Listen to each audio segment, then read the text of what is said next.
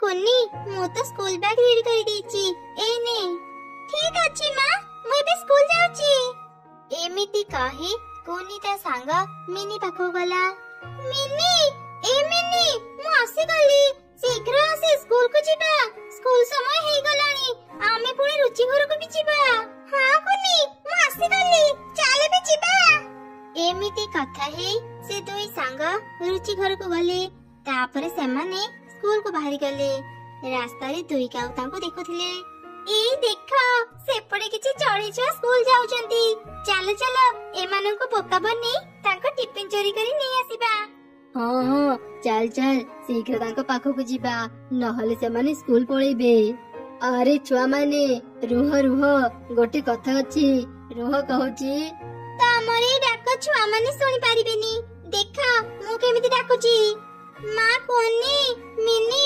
सुनो मु तमको एक मजार कथा कहबी टिके रुह म कथा सुनि जाओ काऊ आंटी हमको कोन मजा कथा कहबे चलो चलो तांका कथा सुनिबा कोन मजा कथा कहबो काऊ आंटी आमे तुम मजा कथा सुनिबा पई ही अटकी गलु आरी सुनो मु छुआ को कथा रे अटकी रखुची तुमे जाओ पछपटो तांका बैग रो सब टिफिन बॉक्स काढी लुचई देबो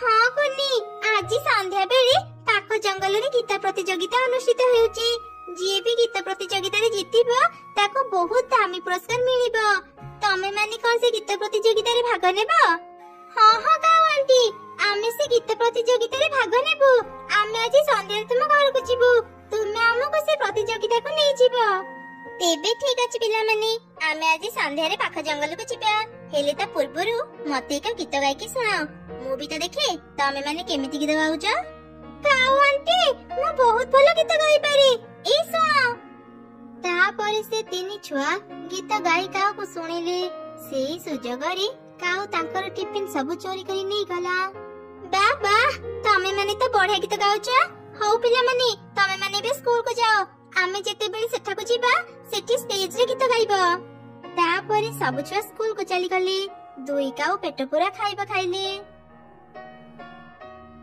देखिला म बुद्धि पाई आमे केमिति पेट पूरा खाइबा खाइ परिले एमिति जदी प्रतिदिन आमे छोट छोट स्कूल छुआ को बोका बनी तांको टिफिन खाइ पारंते ना हमको परिश्रम करी खाइबा खोजिबा को पड़ंतानी हाँ तू ठीक कहिଛୁ एबे प्रत्येक दिन आमे रास्ता रे जगिथिबा छुआ माने जेते बेले स्कूल को जाउथिबे तांको बोका बनी तांको टिफिन चोरी करी नेबा ओनी म बैग रे टिफिन बॉक्स नाही मां बोदी टिफिन बॉक्स लेबा को बोली जाइथिबे आज म कोन खाइबे तू चिंता करनी मम्मा टिफिन बॉक्स देचंती रह मु एबे बाहर करची आमे दुई जण मिसी खाइबा एक मो बैग रे तो टिफिन बॉक्स नाही लागुची मो मां भी मते आज टिफिन बॉक्स दे नांती अरे संग माने जानिचो मो टिफिन बॉक्स चोरी हे जाईची मो समस्तन का बैग चेक कली हेले कहा पाखरे भी मो टिफिन बॉक्स नाथिला आज तमे माने निजो टिफिन रो मते किछि खाइबा देइथो मु जदी खाइबा न खाइबी मो मुंडा बुले देबो अरे तो टिफिन बॉक्स चोरी हे नथिबो तू आज घर टिफिन बॉक्स आनी नथिबो आज हम दुई जन को मां भी टिफिन बॉक्स दे नांती स्कूल छुट्टी पाए आमे शीघ्र घर को जाई किछि खाइ नेबा एमिति से दिन बीती गला संध्या रे सब छुआ घर को फेरिले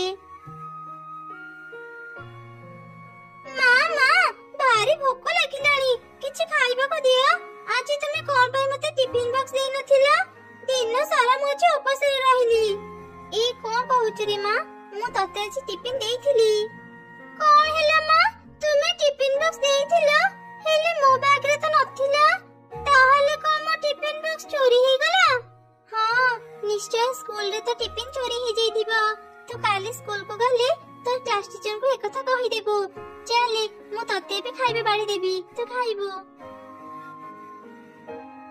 ना गोटी कथा कहिबा को त मु भूली जाइतिली पाखो जंगल रे ना गीत प्रतियोगिता हेउची काऊ आंटी मोर आ मो संग मानकर ना लिखि देचंती आमे आज तांका संगरे सेठा को जाई गीत प्रतियोगिता रे भाग नेबो जे जीतिबो ताको बहुत बड़ा पुरस्कार मिलिबो अच्छा ठीक अछि तू जा भलो गीत गाइबो काऊ आंटी आमे आसी गलो चल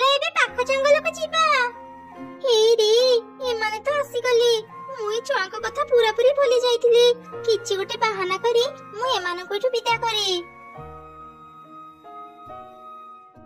ଆରେ ପିଲାମାନେ, ତମେ ମାନେ ଆସିଗଲ। କୌଣସି ଏକ କାରଣରୁ ଗୀତ ପ୍ରତିଯୋଗିତାକୁ ବାତିଲ କରାଯାଇଛି। ଆର ମାସ ପୁଣି ଥରେ ଗୀତ ପ୍ରତିଯୋଗିତା ଅନୁଷ୍ଠିତ ହେବ। ସେତେବେଳେ ମୁଁ ତମମାନଙ୍କୁ ନେଇଯିବି। କଣ ହେଲା? ଆମେ ଗୀତ ପ୍ରତିଯୋଗିତାରେ ଭାଗ ନେଇ ପାରିବୁନି? ଆମେ କେତେ ଆଶାରେ ଆସିଥିଲୁ। ଆଚ୍ଛା ହଉ କାଉ ଆଣ୍ଟି, ଆମେ ବି ଯାଉଛୁ। ଆସନ୍ତା ମାସ ଗୀତ ପ୍ରତିଯୋଗିତା ହେଲେ ଆମକୁ ନେଇଯିବ। ତାପରେ ସବୁ ଛୁଆ ନିଜ ନିଜ ଘରକୁ ଫେରିଗଲେ। ପରଦିନ ସକାଳେ, ମା କୁନି, ମୁଁ ଆଜି ତା ଟିଫିନରେ ଖିଚୁଡ଼ି ଦେଇଛି। ଟିଫିନକୁ ଭଲ ଭାବରେ ରଖିବୁ, ଯେମିତି ଆଜି ତା ଟିଫିନ କେହି ଚୋରି କରିପାରିବେନି। ଠିକ ଅଛି ମା, ଆଜି ମୁଁ ମୋ ସ୍କୁଲ ବ୍ୟାଗ ଛାଡି ବାହାରକୁ ଖେଳିବା ପାଇଁ ଯିବିନି। ତାପରେ ସେ ତିନି ସାଙ୍ଗ ସ୍କୁଲକୁ ଯିବା ପାଇଁ ବାହାରି ଗଲେ। ରାସ୍ତାରେ ଦୁଇ କାଉଙ୍କ ସହ ତାଙ୍କର ଦେଖା ହେଲା। ଆରେ ପିଲାମାନେ, ତମେ ମାନେ ଆଜି ସ୍କୁଲକୁ ଯାଉଛ? ଆଜି କେହି ବି ସ୍କୁଲକୁ ଯାଉନାହାନ୍ତି। ନଦୀ ପାଖରେ ଏକ ମେଳା ପଡିଛି। ସମସ୍ତେ ସେ ମେଳା ଦେଖିବାକୁ ଯାଇଛନ୍ତି। ତମେ ମାନେ ବି ସେ ମେଳା ଦେଖିବାକୁ ଯାଅ।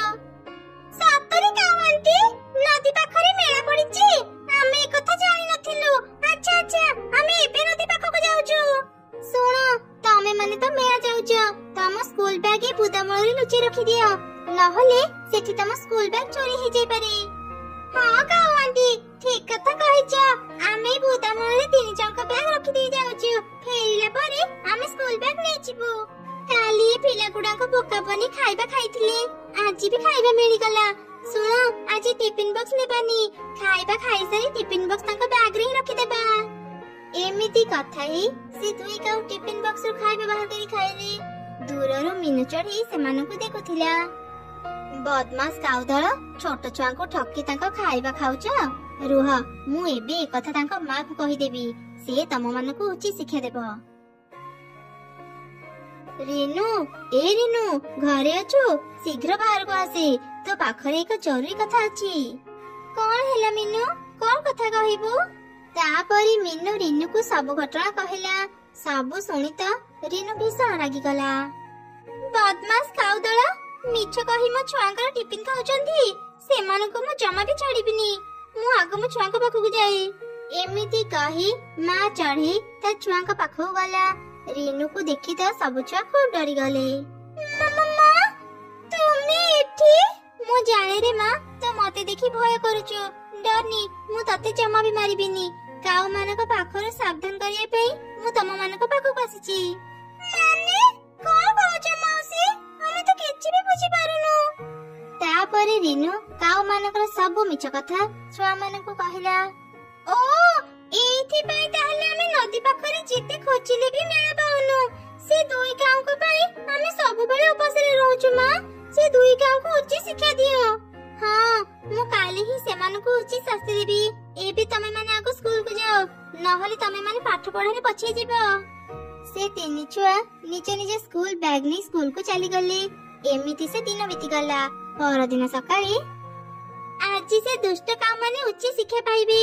କୁନି, ମୁଁ ତତେ ଯେମିତି କହିଛି ତୁ ସେମିତି କରିବୁ।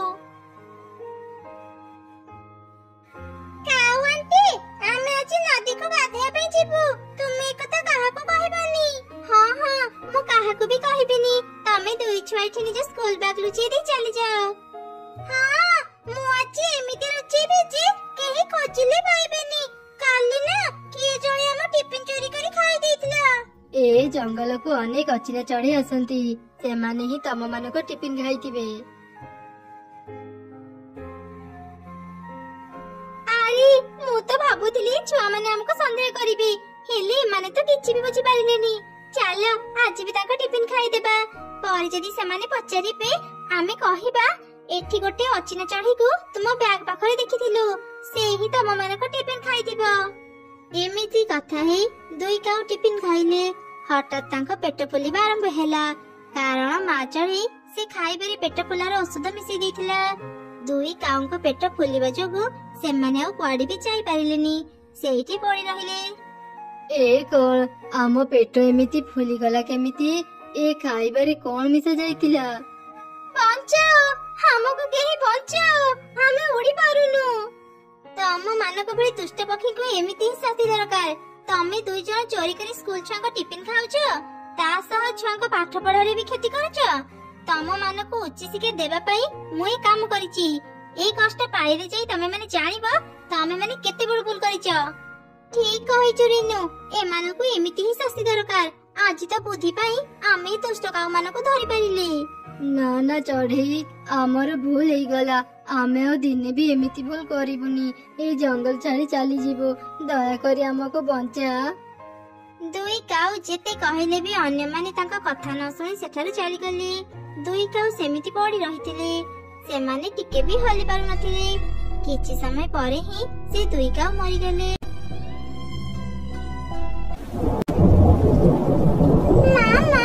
ଆମ ଘର ଭିତରେ ବର୍ଷା ପାଣି ପଡୁଛି। ଏ ବର୍ଷାରେ ଆମ ଘର ଭାଙ୍ଗିଗଲା। ମା, ଏବେ ଆମେ କୋଉଠି ରହିବା?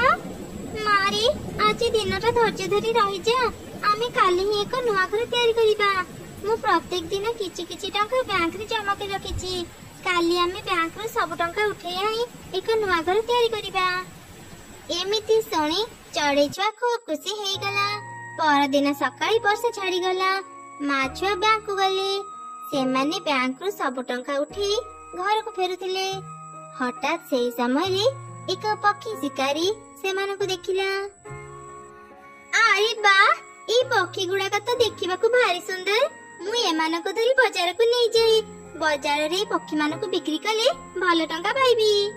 ଏମିତି ଚିନ୍ତା କରି ସେ ପକ୍ଷୀ ଶିକାରୀ ମା ଚଢେଇ ଆଉ ତୋର ଦୁଇ ଛୁଆ ଉପରକୁ ତୀର ଛାଡିଲା। ସେ ତୀର ମା ଚଢେଇର ଦେହରେ ବାଜିଲା। ସେ ସଙ୍ଗେ ସଙ୍ଗେ ତଳକୁ ଖସି ପଡିଲା। ତା ଦେହରୁ ରକ୍ତ ଝରୁଥିଲା। ମା, ଏସବୁ କଣ ହେଇଗଲା? ତୁମ ଦେହରୁ କେତେ ରକ୍ତ ଝରୁଛି। ମୁଁ ଏବେ ତୁମକୁ ହସ୍ପିଟାଲ ନେଇଯିବି। ନାଇଁ ରେ ମା, ହସ୍ପିଟାଲ ଯିବାକୁ ଆଉ ସମୟ ନାହିଁ। ନିଶ୍ଚୟ କୋଉ ଶିକାରୀ ତୀର ମାରିଛି। ସେ କେତେବେଳେ ବି ଏଠାକୁ ଚାଲି ଆସିବ। ମାରେ, ତୁ ଏ ଟଙ୍କା ବ୍ୟାଗ ନେଇ ଶୀଘ୍ର ଏଠାରୁ ଚାଲିଯା। ନା ମା, ମୁଁ ତୁମକୁ ଛାଡି କୁଆଡେ ବି ଯିବିନି। ମରିବାର ଯଦି ଥିବ ମୁଁ ବି ତୁମ ସାଙ୍ଗରେ ମରିବି। ପାଗଳାମି କହନି ମା, ଶିକାରୀ ଏଠାକୁ ଆସିବା ପୂର୍ବରୁ ଏଠାରୁ ଚାଲିଯାଅ। ମୁଁ ଶିକାରୀ ପାଖରୁ ଖସି ପରେ ତା ପାଖକୁ ଯିବି। ଏଇ ଟଙ୍କା ବ୍ୟାଗ ନେଇ ତ ମିଟୁ ଆଣ୍ଟି ପାଖକୁ ଯା। ତାକୁ କହିବୁ ଏଇ ଟଙ୍କାରେ ସେ ତୋ ପାଇଁ ଏକ ନୂଆ ଘର ତିଆରି କରିଦେବ, ଆଉ କିଛି କାମର ବ୍ୟବସ୍ଥା କରିଦେବ। ଯା ମା, ଆଉ ଡେରି କରନି, ଶୀଘ୍ର ଯା। ତାପରେ ଚଢେଇ ଛୁଆ ଟଙ୍କା ବ୍ୟାଗ ନେଇ କାନ୍ଦି କାନ୍ଦି ସେଠାରୁ ଚାଲିଗଲା। କିଛି ସମୟ ପରେ ଶିକାରୀ ସେଠାକୁ ଆସି ଦେଖିଲା ମା ଚଢେଇଟି ମରି ଯାଇଛି। ଆରେ, ଏ ପକ୍ଷୀଟା ତ ମରି ଯାଇଛି। ଏବେ ମଲା ପକ୍ଷୀଟାକୁ ନେଇ ମୁଁ କଣ କରିବି? କେହି ବି ଆକୁ କିଣିବେନି। ଯାଏ ଆଉ ପକ୍ଷୀ ଖୋଜି ଦେଖେ। ଏମିତି କହି ସେ ଶିକାରୀ ସେଠାରୁ ଚାଲିଗଲା। ସେତେବେଳେ ସେ ରାସ୍ତା ଦେଇ ଏକ କାଉ ଯାଉଥିଲା। ସେ ବି ମା ଚଢେଇକୁ ଦେଖିଲା। ଏ କଣ, ରିନୁ ତ ମରି ଯାଇଛି। ତା ଝିଅ କୁନି ଏକଥା ଜାଣି ନଥିବ। ମୁଁ ଯାଏ ତାକୁ ଶୀଘ୍ର ଏକଥା କହିଦିଏ। କୁନି, ଏ କୁନି, ରହ, ତୋ ସହ ଏକ ଜରୁରୀ କଥା ଅଛି। କଣ ହେଲା କାଉ ଅଙ୍କଲ? ମତେ କଣ ଜରୁରୀ କଥା କହିବ? ତୁ ଅନାଥ ହେଇଗଲୁ ରେ କୁନି। ମୁଁ ଏବେ ଦେଖିକି ଆସିଲି, ତୋ ମା ମରି ଯାଇଛି। ମା, ଏସବୁ କଣ ହେଇଗଲା? ମୁଁ ଏକୁଟିଆ ଏବେ କେମିତି ବଞ୍ଚିବି? କାନି କୁନି, ଯାହା ହେବାର ତ ହେଇଗଲା। ହେଲେ ତୁ କୁଆଡେ ଯାଉଛୁ? ଆଉ ଏ ବ୍ୟାଗରେ କଣ ଅଛି? କୁନି କାଉକୁ ସବୁ ଘଟଣା କହିଲା। ସବୁ ଶୁଣିଲା ପରେ କାଉ ମନରେ ଲୋଭ ଆସିଲା। ଆରେ, ତୁ ସେ ମିଟୁ ପାଖକୁ ଯାନି। ସେ ଗୋଟେ ଚୋର। ସେ ଜଙ୍ଗଲର ଚଢେଇ ମାନଙ୍କ ଘରୁ ଟଙ୍କା ଚୋରି କରେ। ତୁ ଯଦି ତା ପାଖକୁ ଯିବୁ, ସେ ତ ଟଙ୍କା ବି ଚୋରି କରି ନେଇଯିବ।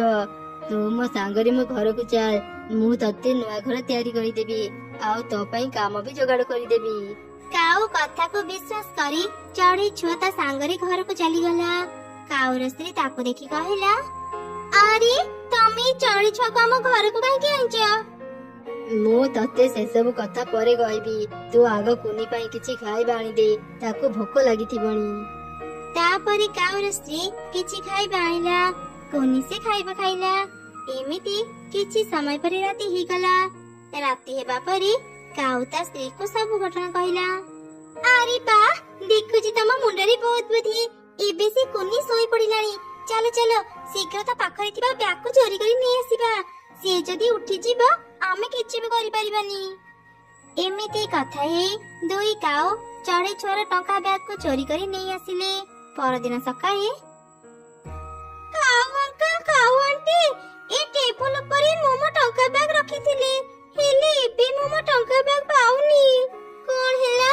ତୁ ଏ ଟେବୁଲ ଉପରେ ଟଙ୍କା ବ୍ୟାଗ ରଖିଥିଲୁ? ଆରେ କଣ ସର୍ବନାଶ କରିଦେଲୁ? ରାତିରେ କିଛି ଚୋର ଚଢ଼େଇ ବୁଲନ୍ତି, ସେମାନେ ହିଁ ତ ଟଙ୍କା ବ୍ୟାଗ ଚୋରି କରି ନେଇ ଯାଇଥିବେ। ରାତିରେ ଝରକା ଖୋଲା ଥିଲା, ସେଇ ଝରକା ପଟେ ହିଁ ଚୋର ମାନେ ଘରେ ପଶିଥିବେ। ଏ ଛୋଟ ଝିଅଟି ସହ ଏମିତି କାହିଁକି ହେଲା? ଏବେ ଝିଅଟିର କଣ ହେବ? କୁନି, ଆମେ ଏତେ ଧନୀ ନୁହଁ ଯେ ତତେ ଆମେ ଖାଇବାକୁ ଦେଇପାରିବୁ। ଶୁଣ କୁନି, ଏଇ ଜଙ୍ଗଲରେ ଥିବା ଧନୀ ଚଢ଼େଇ ମାନଙ୍କ ଘରକୁ ଯାଇ ତୁ ଭିକ ମାଗେ। ତୁ ଯଦି କହିବୁ ତୁ ଅନାଥ ଛୁଆ, ସମସ୍ତେ ତତେ ଭିକ ଦେବେ। ସେଇ ଭିକ ଧରି ତୁ ଆମ ଘରେ ଆସି ରହିପାରିବୁ। ତାପରେ କାଉମାନେ କୁନିକୁ ଭିକ ମାଗିବା ପାଇଁ ପଠେଇଦେଲେ। କୁନି ଏକ ଧନୀ ଚଢ଼େଇର ଘରକୁ ଗଲା। ମତେ କିଛି ଖାଇବାକୁ ଦେଇପାରିବେ? ମୋର ବାପା ମା ନାହାନ୍ତି, ମୁଁ ଅନାଥ ଛୁଆ। ଆଚ୍ଛା ଆଚ୍ଛା, ଏଇ ନେ କିଛି ଟଙ୍କା, ଖାଇବା କିଣି ଖାଇବୁ। ଏମିତି କୁନି ସମସ୍ତଙ୍କୁ ଭିକ ମାଗି ମାଗି ମିଟୁ ଘରେ ପହଞ୍ଚିଗଲା। ମିଟୁ ଘରୁ ବାହାରିଲା। ଆରେ କୁନି ମା, ତୁ ଏମିତି ଭିକ କାହିଁକି ମାଗୁଛୁ? ଭିକ ମାଗୁଛି, କାହା ପାଖରୁ ଚୋରି କରୁନି।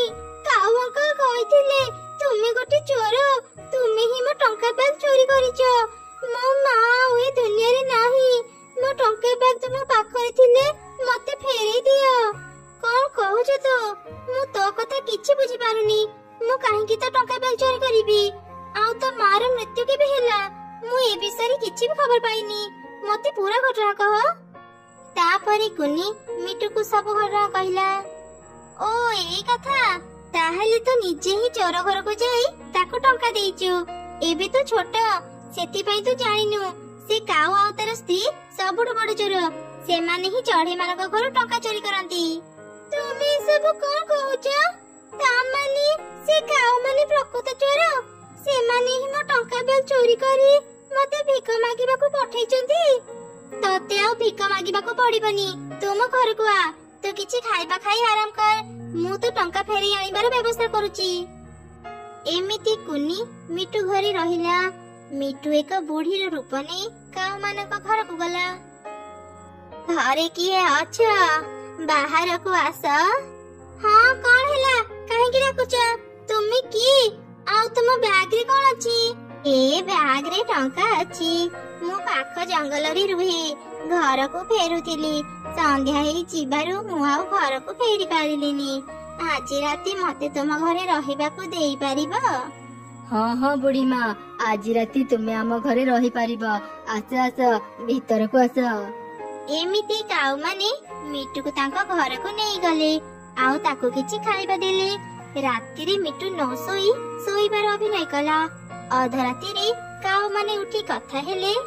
ଆରେ ଶୁଣ, ସେ ବୁଢୀ ତ ଶୋଇ ପଡିଥିବ, ଚାଲ ଚାଲ ତା ପାଖରୁ ସେ ଟଙ୍କା ବ୍ୟାଗ ନେଇ ଆସିବା। ଏମିତି କଥା ହେଇ କାଉମାନେ ମିଟୁର ବ୍ୟାଗ ନେଇ ଆଲମିରାରେ ରଖିଦେଲେ। ମିଟୁ ତ ଶୋଇ ନଥିଲା, ସେ ଚୁପ ଚୁପ କାଉ ମାନଙ୍କର ସବୁ ଘଟଣା ଦେଖୁଥିଲା।